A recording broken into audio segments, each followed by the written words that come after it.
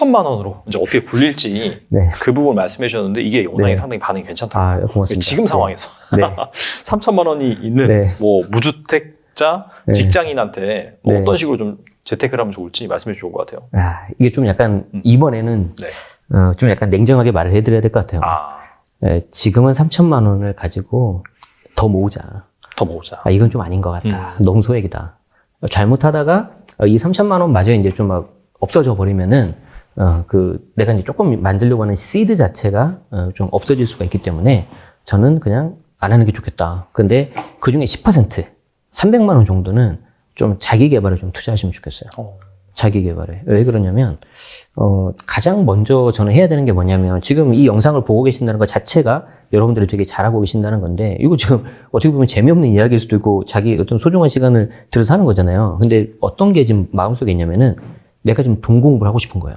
부자 공부를 하고 싶은 거죠. 근데 우리가 냉정하게 생각을 해보면, 저도 뭐 대학교 갔다가 좀 더 하고 싶어서 지금 대학원도 다니고 하고 있지만, 돈에 대해서 학교에서 배운 적이 없는 것 같아요. 배우셨어요? 뭐 경제라는 선택 과목이 있긴 있어요. 예, 근데 뭐 그냥 원론적인 거 배웠죠. 너무 네. 원론적인 네네네. 거고, 뭐 약간 하다못해 부동산 계약서 쓰는 법도 몰라요. 등기부등본도 그런 거 절대 안 모르고. 알려주죠. 근데 우리는 성년이 되는 순간 무조건 계약서 쓰게 되거든요. 그게 이제 매매 계약서냐 임대차 계약서냐에 따라 다를 뿐이지, 그것만 좀 알아도 사실 지금 이런 안타까운 뭐 전세 사기라든지 이런 거 너무 안타깝잖아요. 그렇죠. 맞아요. 우리 여기서도 이렇게 뭐 클래스도 이제 경매 같은 클래스도 있고 하지만 저는 특히 진짜 경매 같은 거는 배워야 된다고 생각하거든요. 왜냐하면 그 민사집행법이 경매잖아요. 그리고 국세징수법이 공매인데 그걸 여러분들이 아셔야지 내 소중한 자산을 지킬 수가 있습니다. 그래서 그런 거에 대해서 10%를 쓰십시오. 300만 원. 300만 원이면은 충분하고도 남습니다. 어떤 분들은 그거 가지고 뭐 백을 사시거나 뭐 노트북 같은 거 사실 수도 있는데, 자기한테 좀 투자를 해서 일단 이미 여러분들은 절반 정도는 생각이 바뀌어 있어요. 그건 굉장히 잘 된 것 같다. 그럼 이제 나머지 거기에서 뭘 해야 되냐면 부자 공부, 돈 공부를 해라. 그리고 3천만 원은 죄송하지만 조금 아쉽다. 여기서 계속해서 지출을 줄여서 요걸 좀 더 뭉탱이로 만드십시오. 여기 한 5천, 1억 요 정도까지 올라올 수 있게끔. 그리고 이제 정말 그래도 나는 뭔가 해보고 싶다 하시는 분들은, 이건 약간 좀 리스크가 있는 건데, 차라리 1억 이하짜리, 시가표준 1억 이하짜리, 그걸 그냥 저는 차라리 단타치라고 저는 하고 싶어요. 약간 이제 어떤 분들은 좀, 이거 투기 아니냐, 이렇게 생각할 수 있는데, 정말 여러분들이 의지가 확고하고, 내가 이거를 좀 뭔가 해보고 싶다, 그러신 분들은 소액으로, 꼭 1억 이하 아니어도 돼요. 소액으로 정말 작은 거 찾아가지고 한번 돌려보세요. 그럼 두 가지 효과가 있는데, 내가 부동산 전반에 대해서 매수, 보유, 매도 단계를 다 겪어볼 수가 있어요. 근데 거기에 대해서 내가 손해를 안 봤다. 근데 설령 내가 한 채를 팔아서 100만 원이라도 남겼다. 그러면 내가 경험을 한번 싹 다 돌려봤잖아요. 이거는 어디에서도 배울 수 없는 거예요. 그리고 여기에 대해서 내가 100만 원 남겼다. 아니, 너 하루 종일 땅을 파보세요. 100만 원이 나오는지. 절대 안 나옵니다. 큰 돈이에요. 굉장히 큰 돈이에요. 그렇기 때문에 꼭 그것도 소중하게 여기셔가지고 하시는데, 그거는 아주 5%, 10%만 말씀드리고 나머지 대다수 90% 분들은 더 모으십시오. 그리고 좀 쓰겠다 하시는 분들은 자기 개발에 투자해라. 돈 공부하셔라. 이 말씀 드리고. 27살에 한 3천만 원 정도 시작했던 것 같은데, 지금은 한 100배 정도 된 것 같아요. 100배 된 것 같고, 네네. 여기에 제가 이제 투자하고 있는 게 단순하게 주식 투자만 하고 뭐 부동산 투자만 하면 얼마다라고 산출이 되게 쉬운데, 하고 있는 사업이 또 여러 가지가 있어서 그 하고 있는 사업의 이제 가치들을 측정할 방법이 별로 없어요. 그렇죠. 네네. 예, 그래서 이제 이거를 나중에 공식적으로 이제 회계감사를 받아서 이제 오피셜을 내고 나면은 아마 내년쯤에는 100억은 넘지 않을까 생각은 하는데, 네. 뭐 아직까지 그거는 뭐 확실하게 보장할 수 있는 금액이 아니어가지고 그냥 30억 정도 그냥 이렇게 얘기하면 될 것 같아요. 예, 개인적으로 가지고 있는 자산은. 예. 어떻게 그럼 그렇게 하셨어요? 우선 첫 번째는 진짜 운이 좋았다 생각해요. 운이 좋았다. 예, 그러니까 우선 진짜 운이 좋았던 게 제가 주식을 7년 물려봤거든요. 사람이 7년 물리면은 온갖 희노애락과 짜증과 분노가 다 생깁니다. 마지막 결론이 뭐였냐면 하지 말자. 주식 하지 말자. 그래서 3천으로 투자했던 게 3천이었어요. 5년이 지났는데 3천이었어요. 그 사이에 차화정이 막 7배씩 오르고 이제 막 다들 돈 벌었다 할 때 저는 그대로였고, 2011년에 갔던 유럽 리스크 터져가지고 다 떨어질 때 저도 주가 같이 떨어져요. 아니 오른 것도 없는데 왜 나는 같이 떨어져야 돼? 이러는데 떨어질 땐 같이 떨어지고 오를 땐 제 건 안 올라요. 고통스럽죠. 네, 그 고통스럽다가 이제 또 시간이 지나면서 이제 그 다음에 좀 됐을 때는 그냥 주식 하지 말고 즐기자. 20대에 외제차를 한 대 뽑아서 이거나 타고 즐기자라고 네네. 했는데 네. 정말 뜬금포로 친구가 전화가 옵니다. 네, 그 뽑기 전에. 네, 뽑으려고 딜러가 앞에 앉아 있었어요. 저희 사무실에. 네네. 그래서 사인하려 했는데 갑자기 친구가 전화 오더니 네. 자만하면 안 되고 교만하면 안 되고 막 이상한 얘기를 하는 거예요. 뜬금포로 온 전화 친구여서 이건 사람의 목소리가 아니다. 이건 내 하나님의 목소리다 이래가지고 그 소리 듣고 계약을 못 하잖아요. 돌아가시라 하고 네네. 그 돈을 남겨놓고 계속 이제 버티기 모드를 갔어요. 그렇게 한 2년 더 버티고 났더니 그게 4배에서 10배 수익이 났습니다. 네. 그래서 저는 이제 어떻게 보면은 이제 7년 버티기 모드로 가서 이제 운이 좋았다라고 볼 수도 있는데 거기서 수익을 더 크게 냈던 거는 그때 본능적으로 이제 제가 부동산에 원룸을 짓고 싶어서 네네. 사방팔방을 이제 전국을 떠돌아다니다 보니까 원룸을 결국 짓지는 못했지만 얻어낸 건 뭐였냐면 각 도시의 어떤 그 신도시가 지어지는 속도들, 비교들 네. 이런 것들을 눈으로 많이 본 게 생긴 거예요. 봤더니 유달리 지금 아파트들이 굉장히 많이 지어지고 있는 게 느껴지고 아파트가 생각보다 많이 늘어나면 이제 내가 가지고 있었던 주식이 이제 오르지 않을까 기대가 돼서 네. 이 관련 주들을 막 사들였습니다. 있는 돈 없는 돈 끌어서 더 사들였어요. 네. 그리고 그게 잭팟이 걸렸죠. 4배에서 10배 걸렸죠. 와. 예, 그러면서 이제 여기서 자산을 한번 일구게 된 거였던 거죠. 예, 그때 또 느꼈던 건 그때 이제 같이 투자했었던 사람들은 저보다 시드가 훨씬 더 많았기 때문에 다 외제차를 뽑고 이제 부자가 됐는데 저는 이제 간신히 이제 지방에 아파트 하나 살 돈 나온 거예요. 그러니까 이게 시드가 많아야 되는구나. 이제 그렇게 느끼고 나서 했었고 그 다음에는 이제 임대업을 하자. 주식 너무 힘들다. 네. 7년 물리고 돈 버니까 이제 네. 아무것도 하기 싫은 거예요. 그래서 그냥 임대업이나 하자 해서 임대 쪽에 그냥 재밌게 그냥 했었습니다. 근데 이쪽을 또 하고 나니까 또 이런 생각이 드는 거죠. 이렇게 하면 한 달에 이제 500에서 600에 또 현금 흐름이 만들어지는구나. 그러니까, 그러면 이렇게 했으면 됐다. 이제 이건 나중에 하자. 뭐 지금 당장 안 해도 될 것 같다. 이래가지고, 이제 그거를 하고, 제가 이제 경제교육 쪽에 관심이 많아가지고, 이제 그쪽에 집중하고 싶어서, 재테크에 좀 신경 안 쓰고 이것만 하고 싶다 보니까, 어떻게 해야 내가 가장 신경 안 쓰는 투자를 할 수 있을까 하다가, 집을 사자가 된 거예요. 어차피 집이 필요하지 않은가 해서 집을 사자 했는데, 어떤 위치를 보니까 아무도 관심이 없는 버려진 자리가 있었어요. 네. 지도를 보니까 여기에 호재가 3개 정도가 보이더라고요. 지하철이 나올 것 같고 백화점이 들어올 것 같고 KTX 여기 들어올 것 같은데 왜 여기를 미분양으로 있을까? 그러게요. 네, 그래서 여기를 그냥 집중적으로 사드립니다. 그리고 이제 저는 에라 모르겠다 하고서 이제 일만 했어요. 그리고 나서 했더니 호재가 하나씩 나오기 시작해요. 예, 그러면서 또 여기서 자산이 또 불어난 것도 있었고 그리고 다시 또 주식을 또 하면서 이제 밸런스를 계속 맞춰갔죠.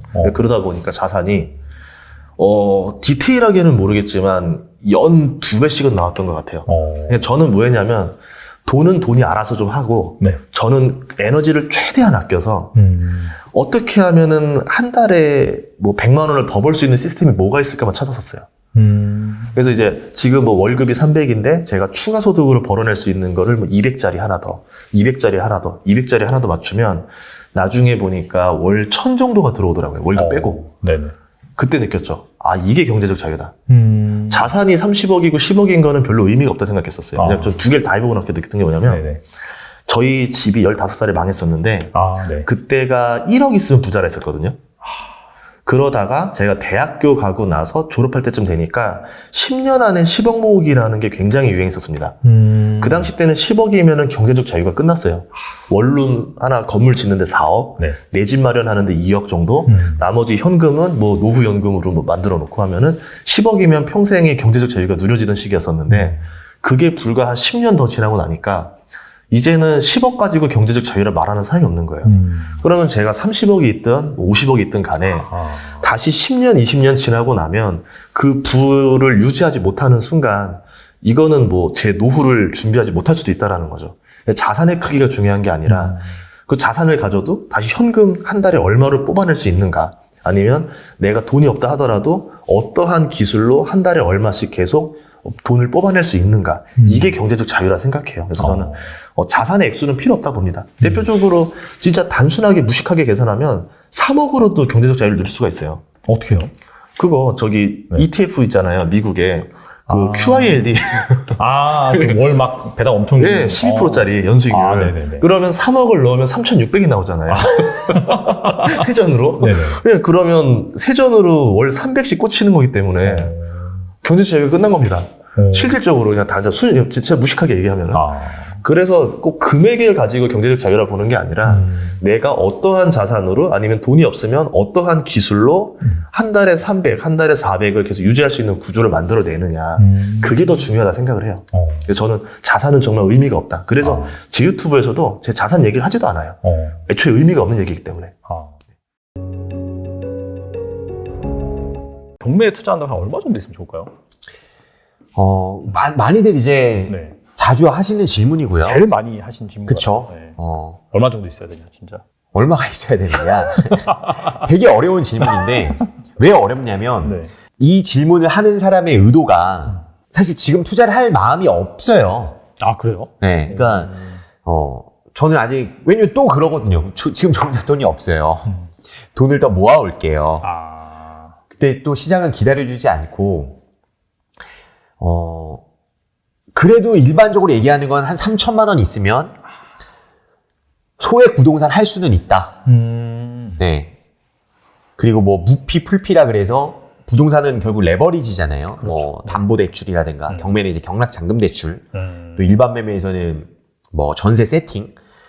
그렇게 뭐 그러니까 낙찰받고 뭐 임차를 놨더니 경락잔금 대출 받고 월세를 놨어. 아니면 뭐 전세를 놨어. 그러면 다시 돈이 회수돼서 뭐 결과론적으로는 뭐 무피야, 돈이 안 들었어, 뭐 풀피야, 플러스피야, 돈이 오히려 조금 남았어, 이럴 수도 있는데 기본적으로는 3천 정도 보죠. 기본적으로는 3천 정도. 그렇다고 막 몇백만 원짜리 지금 토지를 몇백만 원짜리 토지를 초보자한테 하라고 할 수도 없는 거고.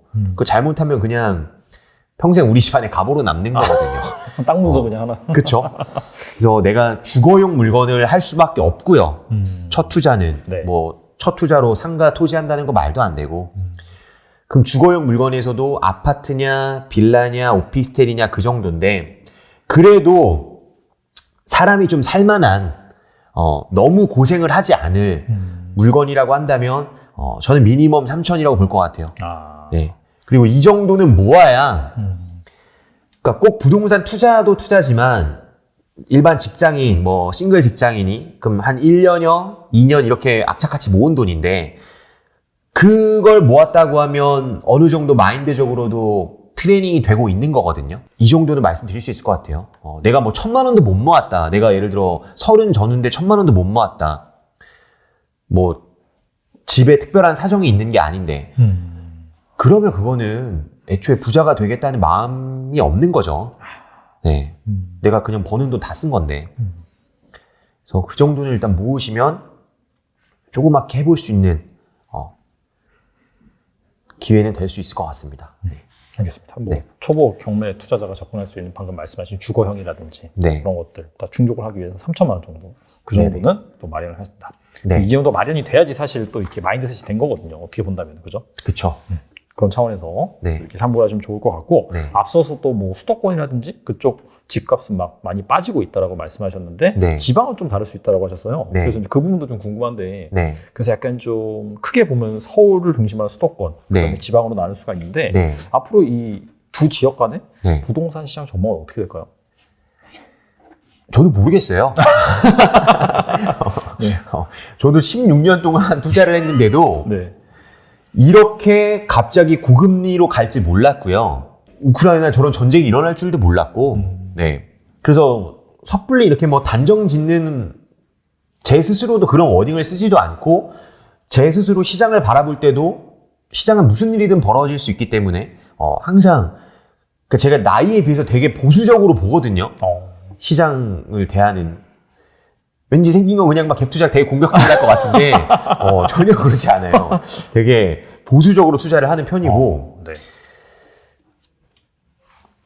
근데 부동산을 결정짓는 많은 요인들 중에, 그러니까 금리를 다들 간과를 했던 거고, 왜냐면 지금 뭐 전세 대출이라는 게 결국 다 금리 시장인 건데, 뭐 서울 수도권은 저는 조금 더 봐야 된다고 보고요. 그거를 뭐 아예 막 반토막 나라, 뭐 한동안 몇 년 동안은 없다, 뭐 그 정도까지는 아니에요. 근데 어쨌거나 좀 끊어서 볼 줄 알아야 되고, 일단 뭐 당장 4분기 굳이 일반 매매로 수도권 매입하실 필요 없다고 보고요. 네, 내년 1분기까지는 일단 좀 더 본다. 바닥을 다진 걸 그러니까 바닥을 다진 걸 확인하고 해도 늦지 않아요. 다만 경매적으로 지금 서울, 특히나 이 경기부터 인천 쪽이 엄청 무너지고 있기 때문에 그쪽은 조금 경매를 활용한다면 굉장히 큰 기회가 될 수 있다.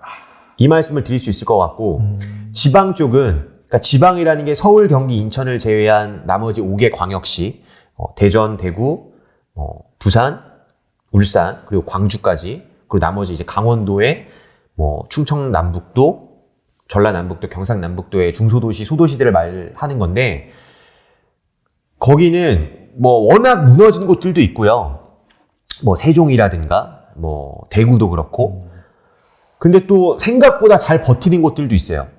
그럼 왜 그러냐면, 그럼 거기는 지금 뭐 금리의 여파가 없는 거냐? 거기만 저금리 시장이냐? 그게 아니라 공급이 정말 적은 곳들. 그러니까 공급 앞에 장사 없거든요.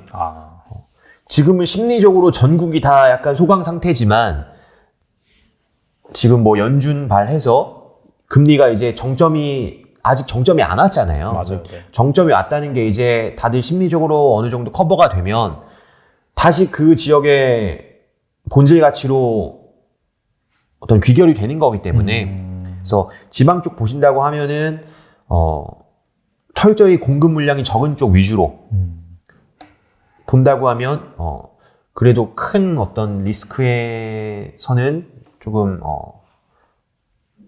극복이 되실 수 있을 것 같다. 네, 그렇게 말씀을 드릴 수 있을 것 같아요.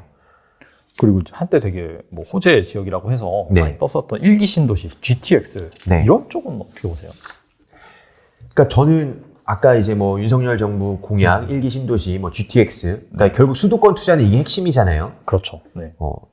원래 좋았던 지역이 뭐 예를 들면 일기 신도시 같은 뭐 일산의 분당들이 새 아파트로 바뀐다든가, 아니면 지금은 안 좋은 지역들인데 교통적으로 뭐 GTX나 이런 광역교통망이 뚫리면서 물리적 거리야 그대로지만 시간적 거리가 굉장히 획기적으로 개선되는 그쪽에 투자하는 게 앞으로 윤석열 정부 5년 동안의 큰 트렌드는 맞아요. 근데 지금 뭐 이 호재를 얘기하면서 현재 부동산 시장을 바라본다는 건 뭐 지금 바람이 엄청 불어오고 있는 장에서 그냥 그 조그만 어떤 그 튜브의 그냥 움직임만 얘기하는 꼴밖에 안 되기 때문에 지금 뭐 일기 신도시 호재가 어떠냐 이 얘기는 지금은 큰 의미 없는 것 같아요. 그리고 지금 뭐 절대 사면 안 되는 꼭 피해야 할 부동산 있을까요? 그러니까 저는 뭐 투자에 있어서 절대라는 표현은 없다고 봅니다. 네, 절대라는 표현은 없다고 보고, 그래도 좀 초보자 때 피했으면 하시는 거는 뭐 유명한 것들이 있어요. 뭐 지주택, 뭐 지역주택 조합, 그리고 뭐 원수에게 추천해라 뭐 이런 부동산들이 있거든요. 내 원수에게 추천해라 해서, 그리고 뭐 신도시 분양 상가라든가 그 기획부동산 지방의 토지 같은 거, 소액 토지 뭐 이런 것들인데, 그러니까 좀 상식적으로 바라보셨으면 좋겠어요, 시장을. 왜 나한테까지 이런 기회가 왔지? 내가 초보자인데. 다 이유가 있는 거거든요. 누군가 그거를 기획을 한 거기 때문에 좀 상식적인. 네, 그래서 완전 첫 투자를 하신다고 하면 저는 주택을 하는 게 맞다. 그리고 이왕이면 소형 아파트라든가 자금적으로 한계가 있으니까, 아니면 오피스텔, 그죠? 저는 빌라도 1억 1호는 아닌 것 같아요. 1억 1호는. 네, 그러니까 뭐 경매로 정말 저렴한 매물이 내가 살려고 하는, 실제 거주하려는 곳이 정말 좋은 게 나왔어요라면 모르겠지만, 근데 요즘같이 지금 그 취득세 명의 규제가 있는, 결국 규제 지역은 하나밖에 못 하거든요. 그럼 굳이 그거를 아파트가 아닌 상품에 쓸 수가 있을까? 그래서 그러니까 절대 사면 안 된다는 건 항상 그 시장 상황에 좀 맞게 그 단어의 뜻이 바뀔 수 있는 건데, 지금은 저는 아파트를 하시는 게 맞다. 네. 그 얘기를 드릴 수 있을 것 같아요. 네. 네. 그리고 지금이 뭐 이렇게 아시다시피 뭐 40년 만에 최대 인플레이션, 연준에서는 금리가 팍팍 올리고 그러다 보니까 뭐 부자 되기 좋은 시기다. 네. 역발상 관점에서 네. 40년 만에 뭐 정말 인생 역전 기회가 왔다. 네네. 이런 좀 워딩이라든지 키워드가 많은 것 같아요. 네네.